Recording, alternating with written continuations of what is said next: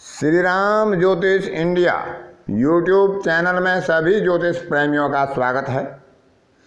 आज की कक्षा का विषय प्रसंग है कि वर्तमान में जो 7 मार्च से राहु का गोचर मिथुन राशि में आ रहा है, उसका सभी राशियों पर सामान्य रूप से क्या प्रभाव होगा,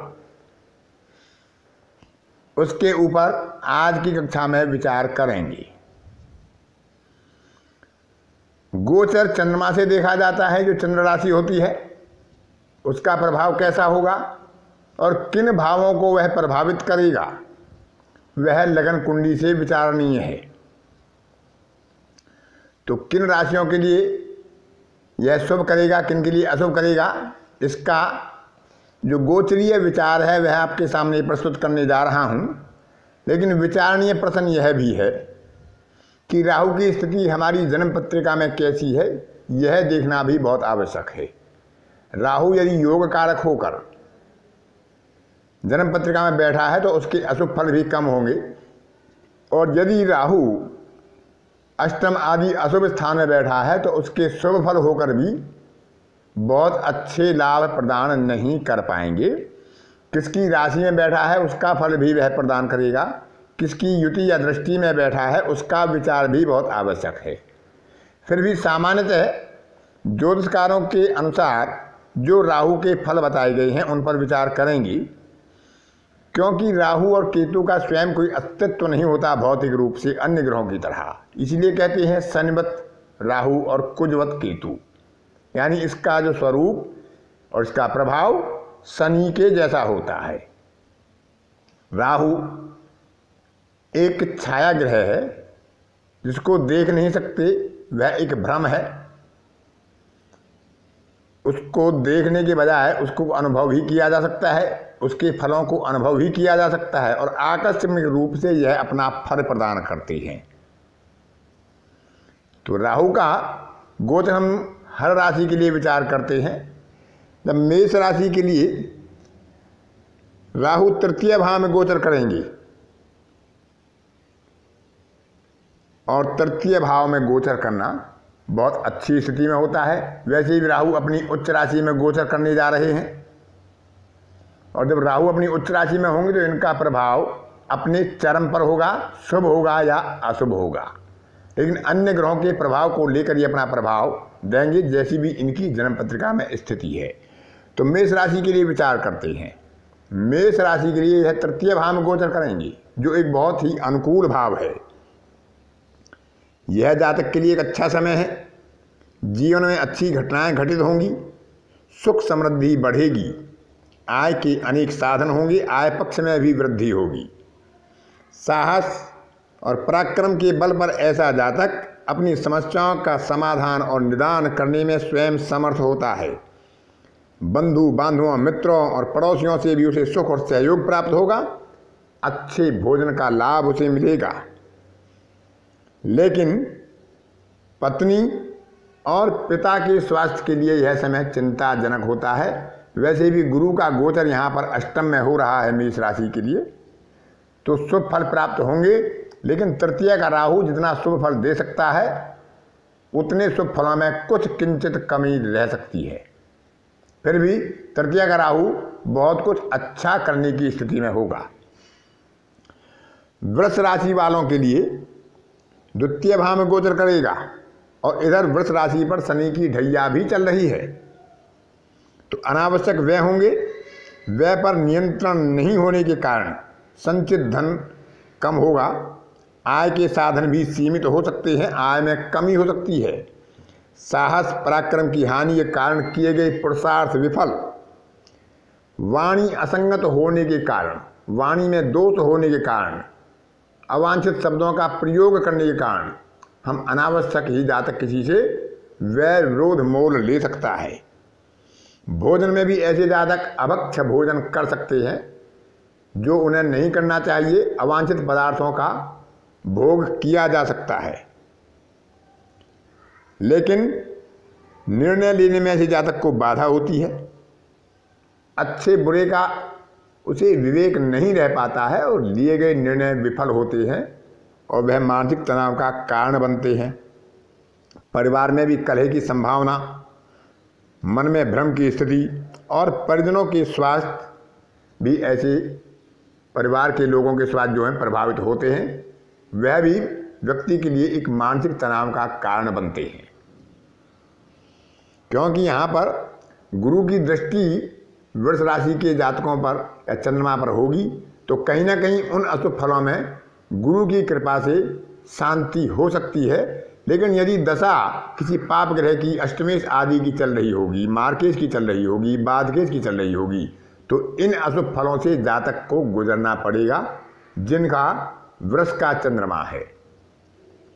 मिथुन राशि के लिए अपनी ही राशि में गोचर करेगा,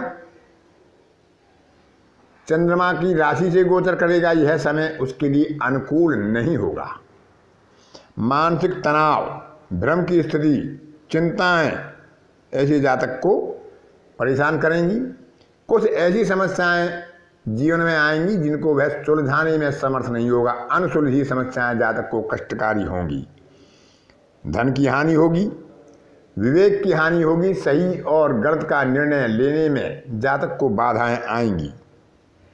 कोई ऐसा रोग जातक को हो सकता है जिसका निदान ना हो सके या उसका साध ना हो सके, उसका इलाज ना हो सके, चिकित्सा होने में भी परेशानी हो। बाहरी बाधाएं, काला जादू आदि, वायु संबंधी रोग ऐसे जातक को कष्ट दे सकते हैं। मिथुन राशि वालों के लिए बहुत अनुकूल समय यह नहीं होगा। और 5 नवंबर दृष्टि जाएगी। विवेक, बुद्धि, संतान और पिता आदि के लिए भी यह समय अनुकूल नहीं होगा, क्योंकि यहाँ पर गुरु का गोचर भी 6वें भाव में होगा मिथुन से, और शनि का 7वां प्रभाव है। इसलिए मिथुन के लिए बहुत अच्छा संकेत नहीं है। लेकिन यदि किसी अच्छे ग्रह की दशा अंतरदशा चल रही होगी तो कुछ सौम्यता इन अशुभ फलों में रह सकती है। यदि मार्केश या बाधकेश की दशा हो, अष्टमेश की दशा हो, तो ये अशुभ फल पक्के होंगे और ज़्यादा कष्टकारी होंगे। कर्क राशि के लिए देखें तो कर्क राशि के लिए यह 12वें भाव में गोचर होगा, जो एक अशुभ गोचर है। व्यय की अधिकता होगी, अवांछित व्यय बढ़ेंगी और जीवन साथी को भी रोग से कष्ट हो सकता है, क्योंकि 7वां भाव से 6वां भाव है। बंधन का भय या अस्पताल जाने का भय, औषधियों पर खर्चा, निद्रा में कमी, शैया सुख में कमी, भूमि, जमीन, जायदाद आदि का यदि कोई विवाद चल रहा होगा तो वहाँ पर पराजय के संकेत हो सकते हैं। पैरों में कष्ट की संभावना। कोई भी नया कार्य ऐसा जातक प्रारंभ करता है बिना किसी रणनीति के, और उसमें भी उसे विफलता ही प्राप्त होती है। रोगों पर व्यय होता है। माता का स्वास्थ्य प्रभावित हो सकता है, और गुप्त शत्रु ऐसे जातक के विरुद्ध षड्यंत्रों में सफल हो जाते हैं। उनसे सावधान रहना बहुत ही आवश्यक होगा। इसके बाद विचार करते हैं सिंह राशि के जातकों के लिए। एकादश भाव में यहाँ राहु का गोचर होगा। जो पिछले कष्ट इन्होंने देखे होंगे उनसे इन्हें मुक्ति मिलेगी। उत्तम और स्वादिष्ट भोजन का लाभ, आय पक्ष में अनुकूल वृद्धि, किए गए पुरुषार्थ सफल होंगे, मनोरथ सिद्धि, मान सम्मान प्रतिष्ठा में वृद्धि, देश विदेश या इनमें रहने वाले लोगों से भी धन लाभ प्राप्त होगा। व्यवसाय में अच्छे लाभ। विद्यार्थियों के लिए शिक्षा में कुछ व्यवधान हो सकता है, क्योंकि 5वें भाव पर की दृष्टि होगी और 5वें में शनि और केतु का योग होगा। व्यवधान हो सकता है या विलंब हो सकता है, लेकिन अंततोगत्वा 11वें भाव का राहु का गोचर जातक को सफलता प्रदान करा देगा। क्योंकि यहाँ पर सिंह राशि के लिए गुरु का गोचर थोड़ा अनुकूल नहीं है, लेकिन वहाँ गुरु के लिए 5वें में शनि वेदकारी है। इसलिए सिंह राशि के लिए राहु का गोचर शुभ फल प्रदान करने वाला होगा। यदि बाधकेश, मार्केश या अष्टमेश की दशाएं भी चल रही होंगी तो अभी कुछ अशुभ फल हो सकते हैं, फिर भी जो शुभ फल बताए गए हैं इनका लाभ जातक को राहु प्रदान करेगा। कन्या राशि के लिए विचार करें तो यहाँ राहु का गोचर दशम में होगा और शनि भी ढैया बना रहा होगा, तो संपत्ति संबंधी, भूमि संबंधी विवाद में जातक को पराजय हो सकती है। जीवन साथी से मतभेद, विचारों की स्पष्टता में कमी, उचित निर्णय लेने में बाधा। याददाश्त भी ऐसे जातक की कमजोर होती है। विद्या बुद्धि, परीक्षा प्रतियोगिता आदि में सफलता संदिग्ध हो जाती है, लेकिन महत्वाकांक्षा ऐसे जातक की चरम पर होती है और बार बार विचारों में और निर्णय में ऐसा जातक परिवर्तन करता है। यदि वह कहीं नौकरी करता है तो अवांछित स्थान पर उसका स्थानांतरण हो सकता है। मार्गशीर्ष की दशा आदि हुई तो कष्ट की अधिकता और मृत्यु भय भी ऐसे जातक के लिए हो सकता है। इसके बाद तुला राशि का विचार करते हैं, तो तुला राशि के लिए राहु का गोचर नवम भाव में होगा। तो ऐसे जातक को जो पुरुषार्थ किए जाते हैं उनमें सफलता पूरी नहीं मिलती है, आधी अधूरी सफलता ही मिलती है, क्योंकि अवांछित व्यय होगा, धन में कमी होगी और दुष्ट मित्रजनों के कारण ऐसे जातक समस्या को स्वयं ही आमंत्रित कर लेते हैं, उनके बहकावे में, छलावे में, और किसी स्वार्थवश आकर स्वयं ही समस्याओं को अपने ऊपर बुला लेते हैं। ऐसे जातकों को ऐसे अवांछित दुष्ट जनों से, दुष्ट मित्रों से सावधान रहना चाहिए, क्योंकि मन में अवांछित विचारों का उदय होता रहता है। दायित्व पूर्ण करने में असफल होते हैं। जो उनका धर्म होता है, जो दायित्व होता है, जो जिम्मेदारी होती है, उसको वे पूर्ण नहीं कर पाते हैं और असफल होने से उनमें उदासीनता आ जाती है।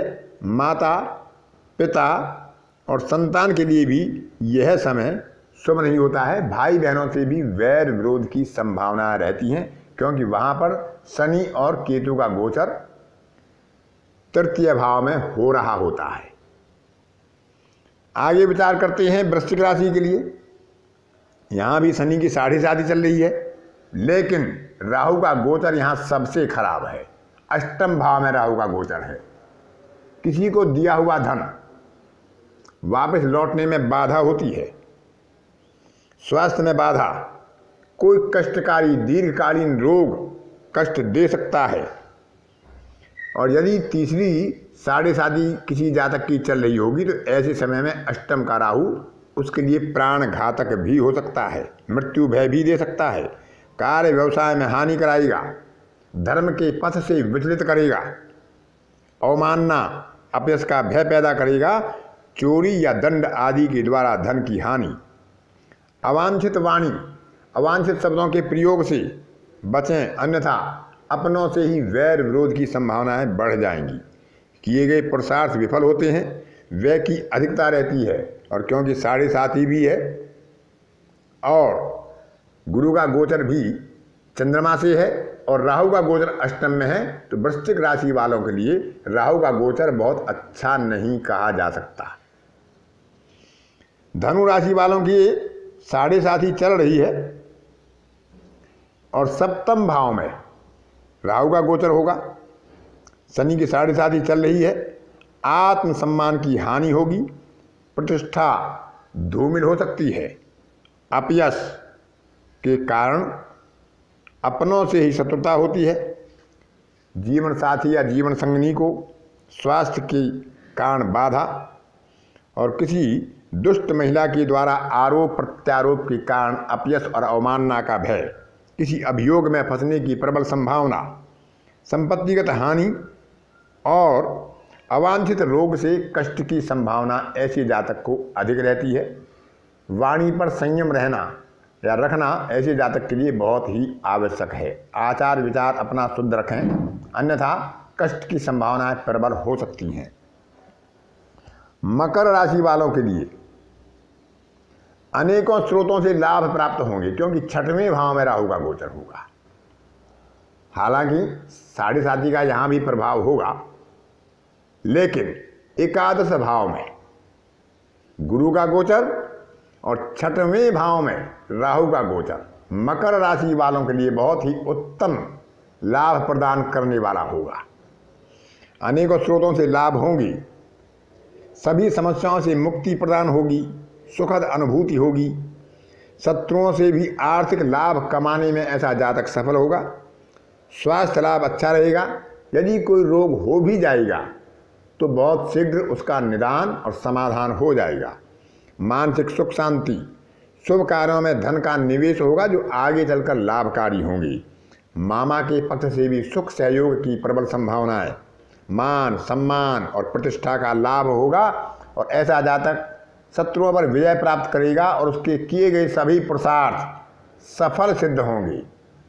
यदि मार्केश या बादकेश की दशा भी चल रही होगी तो अभी अशुभ फलों में कमी आएगी, शुभ फलों की प्राप्ति ज़्यादा होगी।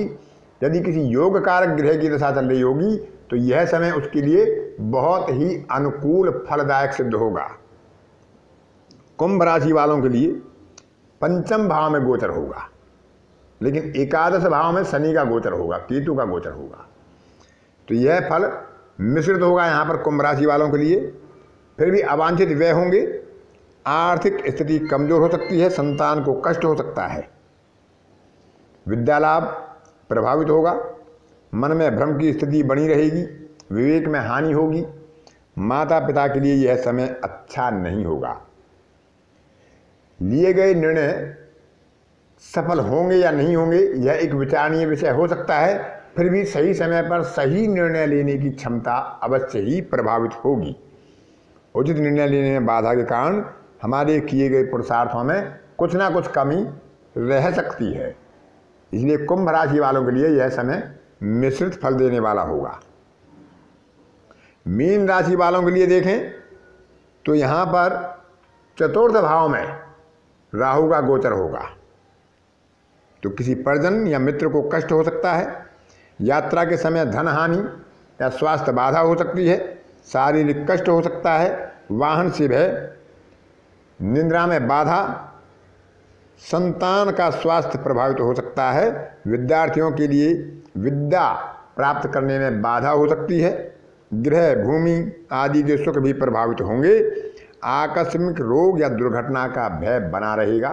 यदि मार्केश या बादकेश की दशा चल रही होगी तो अशुभता कुछ अधिक होगी। यदि योग कारक ग्रहों की दशा होगी तो अशुभता कम रहेगी। फिर भी भौतिक सुख समृद्धि में कमी के संकेत दिखाई देते हैं। माता या पिता का स्वास्थ्य प्रभावित हो सकता है। तो इस प्रकार से हम 12 राशियों के लिए राहु के मिथुन राशि के गोचर का विचार कर सकते हैं, जो लगभग 18 महीने तक इसी राशि में रहेगा। हालांकि जब जब उन पर अन्य ग्रहों का प्रभाव होगा उसका विचार भी किया जाना चाहिए कि जब राहु के साथ यहाँ पर मंगल आएगा तब उसका प्रभाव कुछ अलग हो जाएगा। जब राहु के साथ सूर्य आएगा तो यहाँ ग्रहण योग बनेगा, तब प्रभाव अलग होगा। शुक्र या बुध का यहाँ प्रवेश होगा तब प्रभाव अलग होगा। लेकिन जो सामान्य प्रभाव राहु का है वह आपको बताया गया। आगे जैसे जैसे ग्रहों का प्रभाव परिवर्तित होगा, जब राहु और मंगल का अंगारक योग मिथुन राशि में बनेगा उसके बारे में फिर बताएंगे। राहु और सूर्य का जब ग्रहण योग मिथुन राशि में बनेगा उसके बारे में फिर विचार करेंगे। लेकिन वर्तमान में राहु का सामान्य फल गोचर बस जो मिलने वाला है अलग अलग राशियों के लिए, उस पर विचार किया गया। अतः आज की कक्षा में इतना ही। अन्य किसी कक्षा में फिर किसी नए विषय के साथ आपसे मुलाकात होगी। तब तक के लिए अपनी वाणी को विराम देता हूँ। धन्यवाद।